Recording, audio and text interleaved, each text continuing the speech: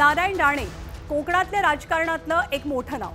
सध्या केंद्रामध्ये माजी मंत्री असलेले नारायण राणे, त्यांचे थोरले सुपुत्र आणि माजी खासदार निलेश राणे आणि भाजपचे विद्यमान आमदार नितेश राणे हे तिघेही राजकारणामध्ये कमालीचे सक्रिय दिसतात। 2015 सालानंतर नारायण राणेंनी नुकतीच लोकसभेची निवडणूक लढवली। शिवसेना उद्धव बाळासाहेब ठाकरे पक्षाच्या विनायक राऊतांचा पराभव करत राणेंनी जोरदार कमबॅक केलं आणि आता आपल्या वडिलांच्या पावलावरती पाऊल ठेवत निलेश राणे कमबॅक करण्याच्या तयारीत दिसतात। त्यासाठी त्यांनी आगामी विधानसभेसाठी कुडाळ मालवणमधनं उमेदवारी मागितली आहे। मी तर उमेदवारी मागितली हो कुडाळ मालवण मतदारसंघातून, आणि फक्त आता नाही, किमान मला असं वाटतं 3-1 वर्ष मी ह्या मतदारसंघात काम करतोय। हा खरं तर मतदारसंघ राणे साहेबांचा पूर्वीचा 2014च्या पूर्वीचा मतदारसंघ, जो आमच्याकडून मागची 10 वर्ष गेला होता, तो आता लोकसभेच्या निवडणुकीला आम्ही ह्या मतदारसंघात 27,000चं लीड काढलं आहे। साधारण आमचं टार्गेट आता 40,000वर ही सीट काढणं, त्याच्यासाठी प्रयत्न सुरू आहे। तर निलेश राणेंनी या मतदारसंघात उमेदवारी मागितली खरी, पण त्यांनी ज्या मतदारसंघावरती दावा सांगितलाय तिथेच 10 वर्षांपूर्वी नारायण राणेंना 10,370 मतांनी पराभव स्वीकारावा लागला होता। गेल्या विधानसभा निवडणुकीमध्ये सुद्धा राणे पुरस्कृत उमेदवार रणजित देसाई हे पराभूत झाले। या दोनही वेळेला कुडाळ मालवणमधनं निवडून आले ते राणेंचे कट्टर विरोधक आणि शिवसेना उद्धव बाळासाहेब ठाकरे पक्षाचे वैभव नाईक।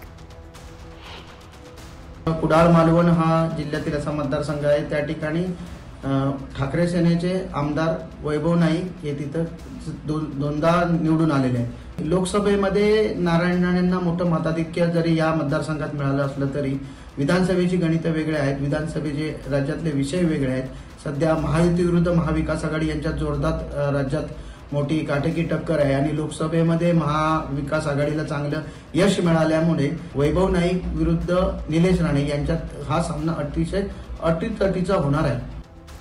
तर 2014 साली वैभव नाईक कोकणातल्या राजकारणातले किंवा महाराष्ट्राच्या राजकारणातलेही जायंट किलर ठरले। कोकणातल्या राणेंच्या वर्चस्वाला पहिल्यांदा सुरुंग लावला तो वैभव नाईकांनी। त्यांनी माजी मुख्यमंत्री, महसूल मंत्री आणि सिंधुदुर्गचे पालकमंत्री राहिलेल्या राणेंचा पराभव केला।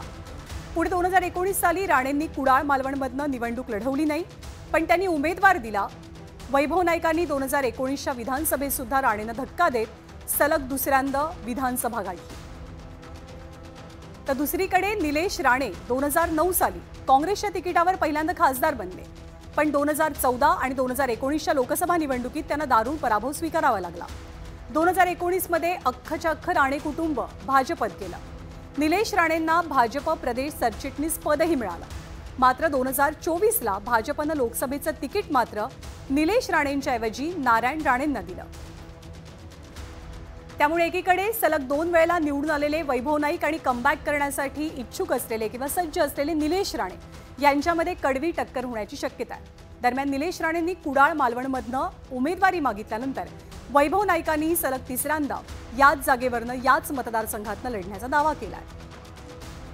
खरं तर कुडाळ मालवण मतदारसंघामध्ये याआधी 2 वेळा मी आमदार म्हणून काम करतोय आणि उद्धव बाळासाहेब ठाकरेंनी आम्हाला काम करण्यासाठी पुन्हा आदेश दिलेले आहेत आणि त्या पद्धतीने मी काम करतोय। महाविकास आघाडीच्या सगळ्या बैठका होतील आणि त्यानंतर वेगळ्या स्तरावर उमेदवारी जाहीर होतील, परंतु मला उद्धव साहेबांनी काम करण्याचे आदेश दिले आहेत।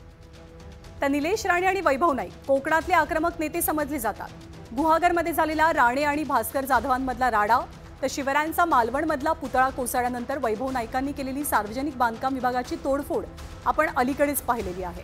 महत्त्वाची बाब म्हणजे आपल्या मतदारसंघातल्या समस्या सोडवण्यासाठी या दोघांचा नेहमीच पुढाकारही पाहायला मिळतो।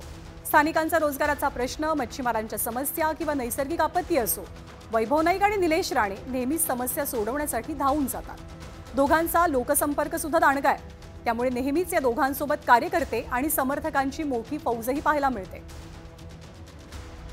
तर राणे आणि नाईक या कुटुंबियांमध्ये फार पूर्वीपासून सुरू असलेले राजकीय हाडवैर हे सिंधुदुर्गामध्ये सर्वश्रुत आहे। त्यामुळे आगामी विधानसभेत राणे आणि नाईक अशी लढत रंगली तर हा मतदारसंघ राज्यातल्या हाय व्होल्टेज मतदारसंघांपैकी एक असेल हे नक्की। या मतदारसंघामध्ये वैभव नाईकांची विजयाची हॅट्रिक होईल की निलेश राणेंचं कमबॅक याची उत्सुकता निश्चितपणे असेल।